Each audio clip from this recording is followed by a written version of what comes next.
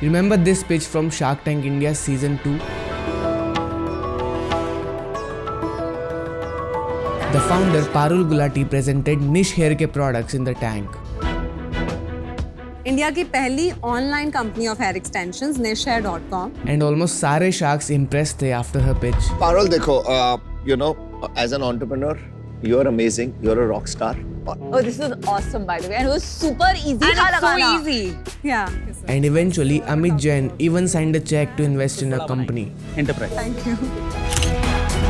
ये episode air हुआ था अराउंड जनवरी 2023 एंड उसके ऑलमोस्ट एक साल बाद ये फाउंडर पारुल गुलाटी एक पॉडकास्ट पर आई that was premiered on around January 2024 where she publicly revealed कि वो पैसा जो शार्क अमित जैन इन्वेस्ट करने वाले थे वो अभी तक एपिसोड एयर होने के एक साल के बाद भी स्टार्टअप को मिले नहीं है. How long does it take for the money to hit the bank It's still yet to come. It's going to come now. And interestingly there are many reports जो कि ओपनली ये बात बोल रही है कि ऐसा बस निश हेयर की फाउंडर पारुल गुलाटी के साथ नहीं हुआ है. देयर आर ऐसे बहुत सारे startups both from season 1 and season 2 जिनको शो पर शार्क्स का इन्वेस्टमेंट कमिटमेंट मिलने के बाद भी या तो पैसा एक्चुअल में बहुत टाइम बाद मिला या फिर मिला ही नहीं. दैट मीन शार्क्स ने शो में कमिटमेंट करने के बाद भी चेक साइन करने के बाद भी डील कैंसिल कर दी. एंड प्राइवेट सर्कल की रिसर्च शोड कि सीजन 1 में जो टोटल 65 डील्स हुई थी जुलाई 2023 तक यानी कि सीजन 1 एयर होने के ऑलमोस्ट 1.5 साल बाद तक उन 65 डील्स में से शार्क्स ने केवल 29 डील्स पूरी करी. And that mean shark tank India season 1 में हमने जितनी डील्स होते हुए देखी असल में उसमें से आधी से भी कम डील्स पूरी हुई. और बस इतना ही नहीं और भी बहुत सारी दूसरी कॉन्ट्रोवर्सी सामने आई through the tweets of people जो कि शार्क टैंक पे तो गए पर उनकी पिच कभी टीवी पर आई ही नहीं. कॉन्ट्रोवर्सीज लाइक शार्क्स ने जानबूझकर फंडिंग डिले करी, जानबूझकर डील्स कैंसिल करी. तो let's find out in this video with the help of some reports कि क्या ये सब claims are just to defame Shark tank India या फिर really there is some dark side of Shark tank India.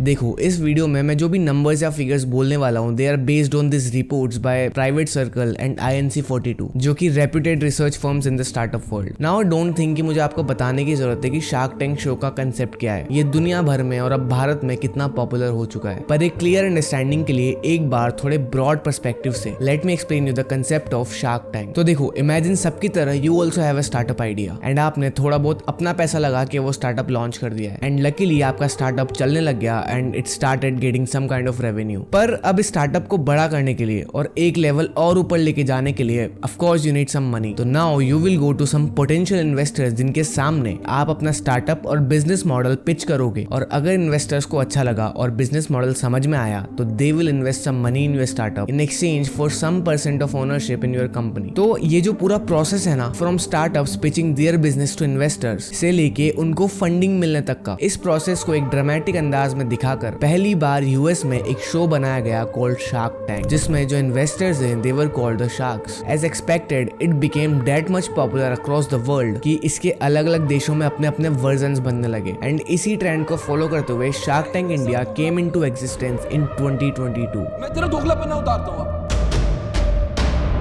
तो firstly pictures अपने products लेके sharks के सामने प्रेजेंट होते हैं and they start pitching their business. उसके बाद एक 2-वे डिटेल डिस्कशन होता है जिसमें शार्क्स उस बिजनेस के हर एस्पेक्ट को समझने की कोशिश करते हैं. द पिच और से the whole discussion last about 2-3 hours जिसमें से काट पीट के 15-20 मिनट की पिच तैयार की जाती है टीवी पे दिखाने के लिए. देन पूरे डिस्कशंस के बाद शार्क्स अपने अपने ऑफर्स देते हैं कि उन्हें इन्वेस्ट करना है या नहीं करना. एंड अगर करना है तो फाउंडर्स एंड शार्क्स के बीच में नेगोशिएशंस होते हैं तब तक जब तक they reach a final offer. And इसके बाद if all goes well sharks invest करने की कमिटमेंट करते हैं एंड चेक साइन करते हैं. अब यहाँ तक तो सब ठीक था but the controversy starts here.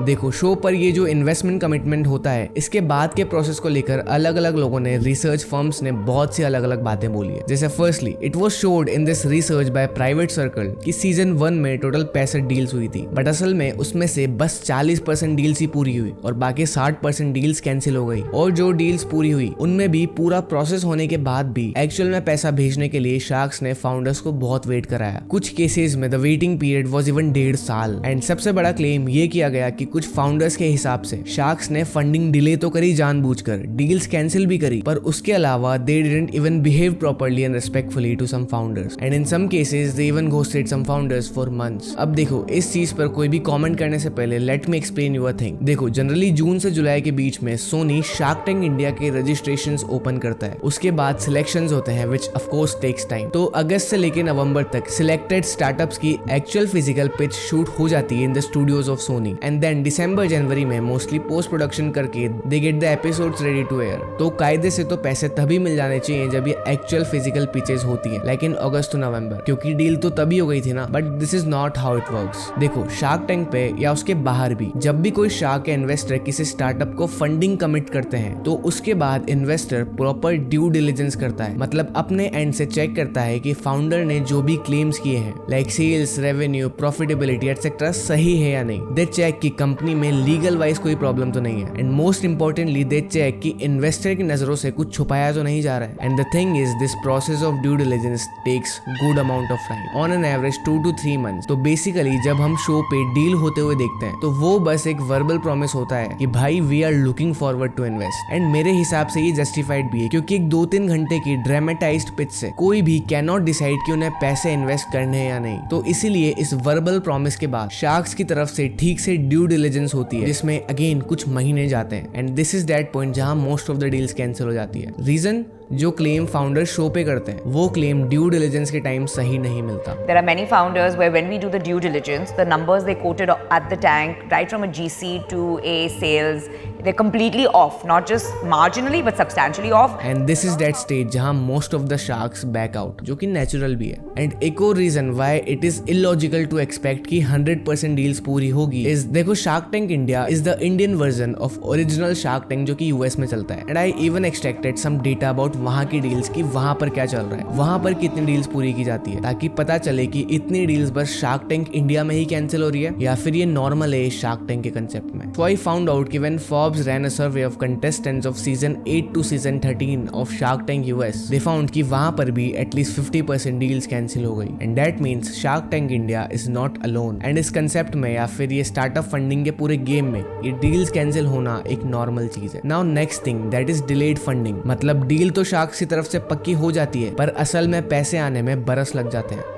देखो, होता क्या है कि एक्चुअल पिचेस तो अगस्त से नवंबर में ही हो जाती है, पर उसके बाद sharks deliberately waits for the episode of those startups जिनमें उन्होंने इन्वेस्ट करने का वर्बल प्रॉमिस किया है to go air. They wait to check कि इनको देश की जनता से कैसा रिस्पॉन्स मिल रहा है, इनकी सेल्स बढ़ रही है या नहीं बढ़ रही है, इनकी वेबसाइट पर ट्रैफिक आ रहा है या नहीं आ रहा है। And if they get the response जैसा शार्क्स ने एक्सपेक्ट किया था तो डील वर्क्स, वरना बहुत से केसेस में इट वाज फाउंड कि शार्क्स ने रिस्पॉन्ड करना बंद कर दिया and the deal eventually backed of. And बहुत से केसेस में इसका उल्टा भी हुआ कि कुछ स्टार्टअप के प्रोडक्ट्स को इतना अच्छा रिस्पॉन्स मिला, इतनी सेल्स मिली कि डील पूरी करने के लिए उन्होंने शार्क से ज्यादा वैल्यूएशन डिमांड करी या फिर डील कैंसिल ही कर दी क्योंकि उनको बाहर मार्केट में बहुत बेटर डील मिल रही थी। तो it work both ways, but the problem is in सब में बहुत से स्टार्टअप्स ऐसे भी होते हैं जिनके पास बस कुछ महीनों के पैसे बचे होते हैं when they come to Shark Tank. अभी हमारा वर्किंग कैपिटल कंस्ट्रेंट है, मतलब हमारा रनवे खत्म होने आया है।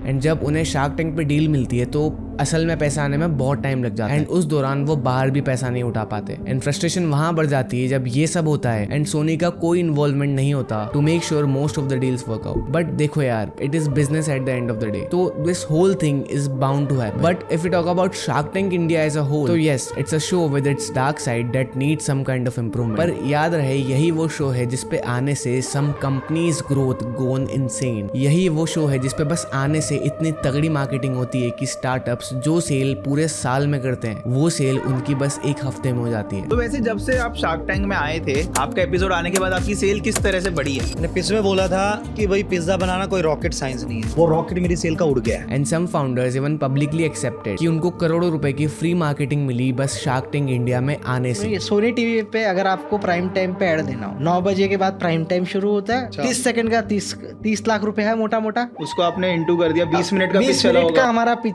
चला, वो 1200 सेकंड होते तो उस हिसाब से 12 करोड़ रुपए की फ्री मार्केटिंग अपन को मिल गई। करेक्ट। उसके साथ साथ social media, Instagram, Facebook, LinkedIn, Twitter, इन पे जो मिली वो लगभग 8 करोड़ की मार्केटिंग वैसे ही मिल गई।